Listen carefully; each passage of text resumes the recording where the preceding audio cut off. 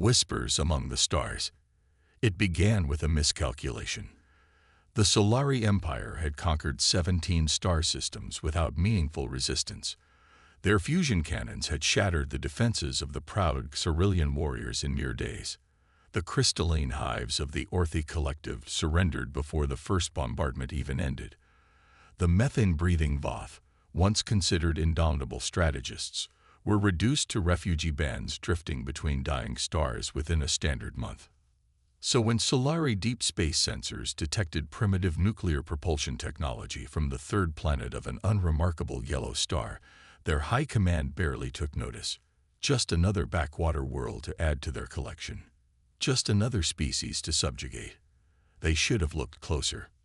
This is Captain Ilana Reyes of Earth Diplomatic Vessel Horizon. We acknowledge your presence in our system and request peaceful dialogue. The transmission was sent in every conceivable format, from basic radio waves to the more sophisticated quantum packets that humans had only recently mastered. For 3 days, the Solari battlecruiser hung like a silver dagger in Earth's orbit, silent and watching. On the 4th day, they responded by vaporizing our outpost on Europa. 800 researchers and their families. Gone in a heartbeat. The ice moon's surface glowed for weeks afterward, a grim memorial visible from Earth with the naked eye. We sent one final message. The people of Earth formally warned the Solari Empire. Withdraw from our system immediately. What follows will be on your hands, not ours. They laughed. We know they laughed because we intercepted their transmissions. Their commanders called us primates with delusions. High Commander Xerix himself transmitted a response that was broadcasted globally. Surrender your world or face extinction. You have one planetary rotation to comply. What the Solari couldn't understand, what no advanced civilization seemed to grasp, was that humans had been preparing for this moment since we first looked up at the stars. Not with hope, but with wariness. Our fiction had imagined hostile aliens for centuries. Our militaries had contingency plans gathering dust since the Cold War. Our scientists had quietly designed weapons that violated the physics the Solari thought were immutable. We weren't ready for them, but we were far more ready than they expected. The first Solari landing ships touched down outside Beijing, New York, and Johannesburg simultaneously. Their troops marched out in gleaming exoskeletons, weapons raised, expecting the usual terrified submission they'd seen on 17 other worlds. Instead, they encountered something they'd never faced, an enemy who had prepared for defeat but refused to accept it. China's electromagnetic pulse batteries, hidden in the surrounding mountains, fired first. The Solari troops outside Beijing froze mid-stride as their neural interfaces shut down. In New York, experimental gravity disruptors, technology we'd reversed engineered from a crashed scout ship decades earlier, crushed Solari soldiers in their own armor. In Johannesburg, they met something even more primitive but equally effective. Pre-positioned thermobaric explosives that turned their landing zone into an inferno. It wasn't a victory. It was barely a holding action. But it shocked them. For the first time in their colonial history, the Solari faced an inferior species that bloodied their nose on the first day. Their response was predictable and brutal. Orbital strikes against military installations worldwide. Kinetic rods dropped on strategic locations. Our coastal cities vanished under artificial tsunamis created by asteroid redirects. Billions died in the first week. But we didn't break. That was when Next Talon found me. I was coordinating evacuation efforts in what remained of Lyon, France, when something triggered our proximity sensors. Not a Solari signature. Something different. When we found him, he was half dead, leaking purple fluid from multiple wounds. A deserter from the Solari Armée, one of their navigators. I warned them. He whispered when we stabilized him enough to speak. His translator device crackled with strain. I studied your history, told High Command that humans fight differently, that you've spent your entire evolution killing each other and surviving extinction events. I remember asking him why he deserted. His 4 eyes blinked in sequence. What I later learned was their equivalent of bitter laughter. Because I've seen what the Empire does to worlds that resist, and I've studied enough of your species to know you wouldn't stop. Not ever. The Empire doesn't understand species that choose death over submission. Nextalon became our first ally, though he preferred the term survivor with aligned interests. The intelligence he provided changed everything. Solari shield frequencies, command protocols, tactical doctrines. Within days, we went from desperate defense to targeted strikes. We learned their ships couldn't recalibrate their shields fast enough against rapidly switching weapon frequencies. We discovered their commanders were implanted with neural links that, when overloaded, could disable entire battle groups. Most importantly, we learned they had never developed certain technologies because their physiology made them unnecessary, like the infrasound weapons that could rupture their sensitive internal gas bladders while leaving humans unharmed. The war's turning point came 3 months in. The Solari, frustrated by our continued resistance, positioned their flagship, the Emperor's Fist, in low Earth orbit to coordinate a final planet-wide assault. Our remaining military satellites had been destroyed weeks earlier, or so they thought. In reality, we had replaced them with decoys while moving our actual orbital platforms into the debris field created by the earlier battles. As the Emperor's Fist began its bombardment sequence, 36 microsatellites emerged from hiding. They didn't fire conventional weapons. They didn't need to. Each one released a specially engineered nanite cloud, another technology we had been developing quietly for decades, inspired by our own science fiction nightmares. The nanites infiltrated the flagship's life support systems, not to destroy them, but to modify them. The oxygen mix gradually increased. The temperature slowly rose. Changes so subtle the Solari environmental systems didn't trigger alarms, but significant enough that the commanders on board began making errors, issuing contradictory orders, missing obvious tactical opportunities. By the time they realized something was wrong, our conventional strike forces had already launched from hidden silos beneath the Antarctic ice sheet and the Amazon basin. The Emperor's Fist, pride of the Solari fleet, fell from orbit in pieces, raining debris across the Pacific. High Commander Xerix wasn't on board, but we had eliminated 6 of his 7 primary generals. What followed wasn't pretty, wasn't noble. We had taken too many losses to fight with restraint. The newly formed Earth Defense Coalition, a military alliance that transcended old national boundaries, deployed everything we had left. Biological agents tailored to Solari physiology, automated drone swarms that could overwhelm their point defense systems through sheer numbers, nuclear-pumped X-ray lasers that could cut through their capital ships from extreme range. Nextalon watched our counterattack with an expression I couldn't read on his alien face. "You understand what you're doing?" he asked me as we tracked the destruction of a Solari supply fleet near Mars. "The Empire has never lost a war. They will commit everything to destroying you now." "We're counting on it," I replied, and I meant it. Because the truth, the terrible, necessary truth, was that humanity couldn't afford to leave the Solari Empire intact. As long as they existed with their current leadership and ideology, Earth would never be safe. We had studied them through Nextalon's intelligence. We knew they would return with a larger force if allowed to retreat and regroup. So we didn't give them that chance. When the first Solari reinforcements arrived through their faster-than-light jump points near Saturn, they found not a battered Earth ready for the killing blow, but a grim, united planet that had repurposed every industry for war. Civilian fusion plants now powered shield generators. Automobile factories produced drone chassis. Pharmaceutical companies manufactured tailored biological weapons. The children being born during those dark days were delivered in hardened bunkers deep underground. Their first lullabies were often interrupted by the rumble of distant bombardments. They would grow up knowing nothing but war, but they would grow up. We would ensure that. 6 months into what historians would later call the Sol Defense War, we captured our first Solari warship intact. Within 2 weeks, we had reverse-engineered their FTL drive. Within a month, we had improved it. The Solari had used the technology unchanged for centuries. Human engineers, desperate and innovative, found ways to make it more efficient, more powerful. And most importantly, they found ways to track Solari ships through hyperspace, something the Empire had thought impossible. That was when the war truly changed, when we stopped merely defending and started hunting. Nextelon, who had initially believed he was merely helping us resist long enough to negotiate favorable surrender terms, watched with growing unease as humanity's military machine evolved at a pace his species could barely comprehend.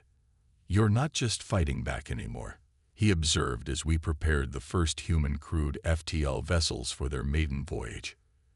"You're becoming something new." I couldn't disagree. The Earth that entered this war was already gone. In its place was something harder, more unified, more dangerous. The petty conflicts that had defined human history were set aside, not through enlightenment or wisdom, but through the clarifying lens of an existential threat. We had one enemy now, and they were about to learn what that meant. As our first strike fleet prepared to jump to the Solari's forward command base in the Proxima Centauri system, I found myself standing beside Nextelon in the observation deck. Below us, Earth was a wounded sphere, vast areas darkened or burning, but still alive, still fighting. They ignored our warning. I said, more to myself than to him, we gave them a chance to leave us alone. Nextelon's translator couldn't fully capture the complex emotion in his reply, but I understood it nonetheless. And now the Empire is about to learn why they should have listened. Echoes of victory. The Solari never expected us to follow them home. In all their centuries of conquest, no species had ever counterattacked beyond their own borders. Defense was one thing. Offense required a particular kind of rage, a sustained fury that most civilizations couldn't maintain. But humans, we had perfected the art of nursing grudges across generations.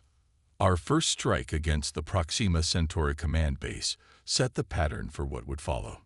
We didn't announce our arrival, didn't offer terms or demands. 3 human carriers, constructed from the repurposed hulls of pre-war cruise ships and filled with drone swarms, materialized from hyperspace at the edge of their sensor range. By the time the Solari detected them, the drones were already deployed. Hundreds of thousands of semi-autonomous weapons barely larger than a human hand, each carrying a payload of tailored nanites. The Solari had no defense against them because they had never conceived of such an attack. Their mighty warships, designed to withstand energy barrages and kinetic impacts, were helpless against microscopic machines that infiltrated life support systems and navigation controls. Within 6 hours, the entire command base, 4 capital ships and 16 support vessels, was neutralized without destroying a single craft. That was how we captured High Commander Xerix. I was there when they brought him aboard our flagship, the EDC Retribution. His exoskeleton had been disabled, leaving him looking smaller than I had imagined from the propaganda broadcasts. 4 arms bound behind his back, his iridescent skin dull under our lights. "Is this where I'm executed?" he asked through his translator, mandibles clicking in what we now recognized as contempt. Admiral Helena Chen, the former NATO commander who now led Earth's combined forces, studied him for a long moment before answering. "No, you're going to watch." And watch he did. For the next 3 months, as our fleets pushed deeper into Solari space, Xerix was kept in a specialized cell with continuous feeds showing the systematic dismantling of his empire. We didn't destroy their worlds. We weren't genocidal, despite everything they'd done to us. But we crippled their military infrastructure, disabled their government centers, and broadcast the truth about their defeats to populations that had only ever heard stories of Solari invincibility. One by one, the subjugated species of the Empire rose up.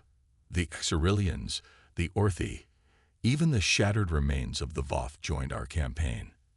Not out of love for humanity. Most had never even heard of us before, but because we had proven the Solari could bleed. We became the match that lit a galaxy-wide rebellion. Back on Earth, The transformation of our society continued. Children born during the war were now taking their first steps in a world where military discipline was the norm. Education shifted toward technical skills with immediate military applications. Art and culture didn't disappear, but they changed, became focused on themes of survival, resistance, and increasingly, retribution. The Earth Defense Coalition, initially formed as an emergency measure, solidified into something more permanent.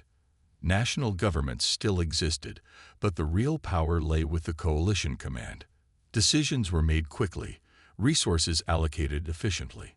No debates, no political maneuvering, just the singular focus of a species fighting for its existence and winning. I sometimes caught Nextalon watching us with an expression that translated across species boundaries. Concern. Your people are changing, he observed one evening as we reviewed plans for the campaign against the Solari homeworld. The Empire deserves what's coming. But you, this isn't who you were. I wanted to argue, to tell him we were still the same humans who had created art and music and literature, who had explored our own world with wonder before looking to the stars. But the words died in my throat because I knew he was right.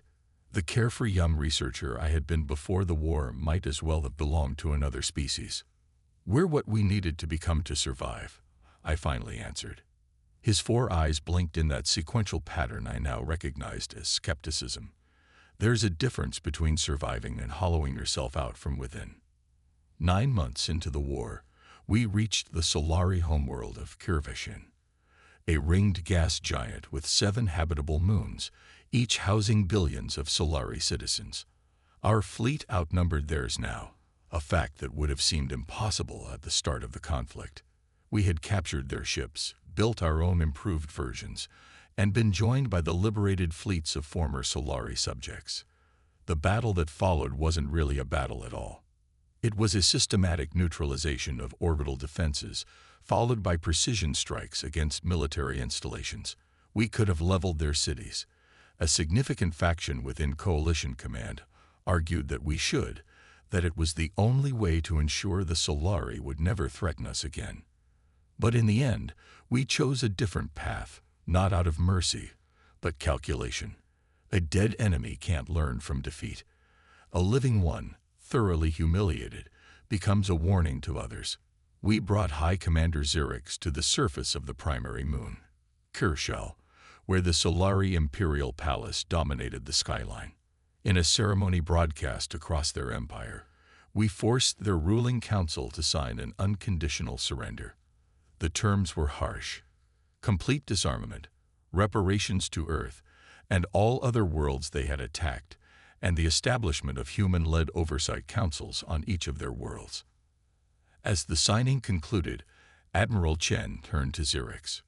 "We warned you," she said simply. "Remember that. The formal end of the war should have brought relief. Celebration, a collective exhale from a species that had been holding its breath for nearly a year. Instead, it brought a new kind of tension. Earth had won. But what exactly had we become in the process? The Coalition Command, having tasted the efficiency of centralized authority, was reluctant to relinquish it. The galaxy remains dangerous, they argued. We must maintain our vigilance, our military readiness. Few openly opposed this position. Those who did found themselves marginalized, their concerns dismissed as naive or dangerous. Surveillance systems deployed during the war to watch for Solari infiltrators remained active, now watching for destabilizing elements among our own population.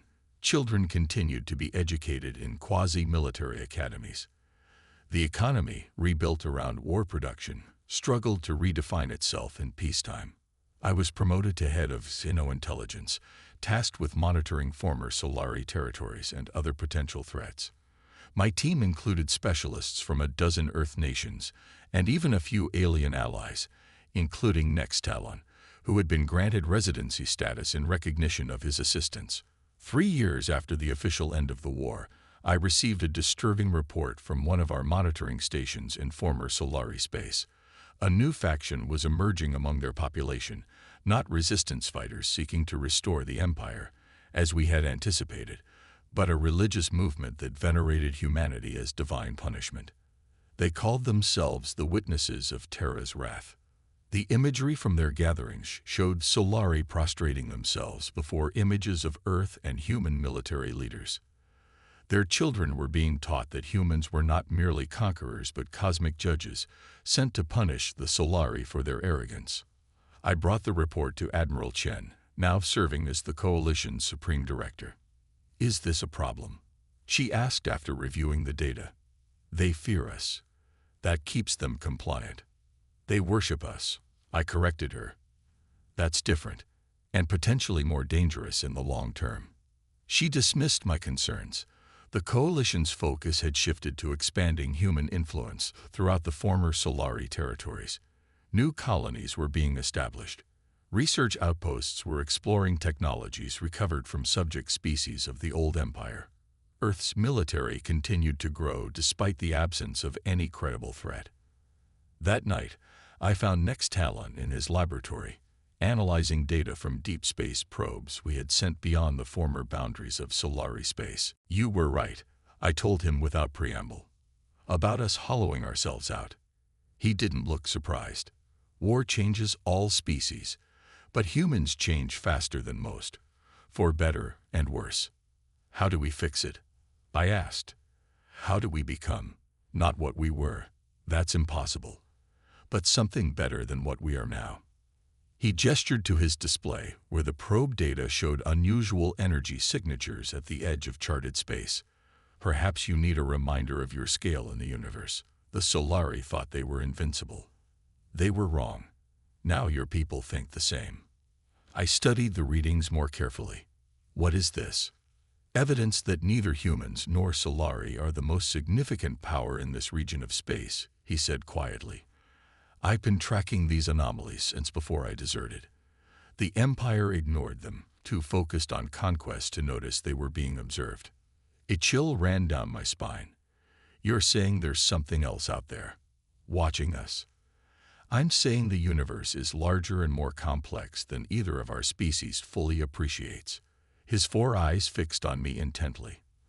"The question now is whether humanity will learn from the Solari's mistakes or repeat them." The implications were clear. Earth stood at a crossroads. We could continue down our current path, militaristic, paranoid, expanding our influence through force or the threat of it. We could become, in essence, the new Solari Empire. Or we could choose differently. I spent the night reviewing all the data Nextalon had gathered. The energy signatures were unlike anything in our records, or the Solari's considerably more extensive ones. Whatever was generating them operated on principles we barely understood. The pattern of their appearance suggested deliberate observation rather than random natural phenomena. In the morning, I made my decision. Rather than taking the information directly to Coalition Command, I sent copies to a select group of former colleagues, scientists, ethicists, diplomats who had been sidelined in our new military-focused hierarchy. People who still remembered what it meant to approach the unknown with curiosity rather than fear. Within days, an informal network had formed, calling itself the Restoration Initiative. Not a rebellion. We were still loyal to Earth, but a counterbalance to the Coalition's increasingly authoritarian approach, a reminder of what humanity had been and could be again. Nextalon agreed to serve as our advisor, providing perspective that spanned multiple civilizations. "Your species has a remarkable capacity for both destruction and creation," he told our first gathering. "The question is which you will choose to define you." 6 months later, our network had grown to include thousands of influential individuals across Earth and the new colonies. We didn't challenge the Coalition directly. That would have only reinforced their paranoia. Instead, we worked to gradually shift the culture, reintroducing arts programs in schools, establishing cultural exchanges with former Solari subject species, creating forums where people could openly discuss the societal changes the war had brought and whether they served us in peacetime. Small changes, but significant ones. The Coalition wasn't blind to our activities. I was called before Director Chen more than once to explain certain concerning trends in various sectors. Each time, I framed our initiatives in terms of strengthening Earth's position, cultural diplomacy as another form of influence, diverse education as a source of innovation. Sometimes she seemed convinced. Other times, I left her office certain my access would be revoked by morning. But the movement had gained too much momentum to be easily stopped without revealing the very authoritarianism the coalition claimed didn't exist. 5 years after the war's end, humanity had begun to find a balance. We remained vigilant, maintained our military strength. The lessons of the Solari attack weren't forgotten. But we were reclaiming other aspects of our identity too. Art that wasn't solely about war. Science that looked beyond weapons development. Children who could play without combat drills interrupting. And all the while, those strange energy signatures continued at the edge of our space, watching, waiting, perhaps judging whether the species that had so thoroughly defeated the Solari Empire would become something worse in victory, or something better. The choice remained ours. Every day, with every decision, we answered the question Next Talon had posed. Which would define us? Our capacity for destruction, or our capacity for creation? I stood with him on the observation deck of our research station, looking down at Earth, still bearing the scars of war, but healing. Green returning to areas that had been scorched bare. Cities rebuilt with parks and cultural centers alongside the necessary defenses. We warned them, I said, echoing words from years earlier. The Solari. We gave them a chance to leave us alone. Next Talon's translator captured his quiet response perfectly. And now, perhaps, you have heeded your own warning.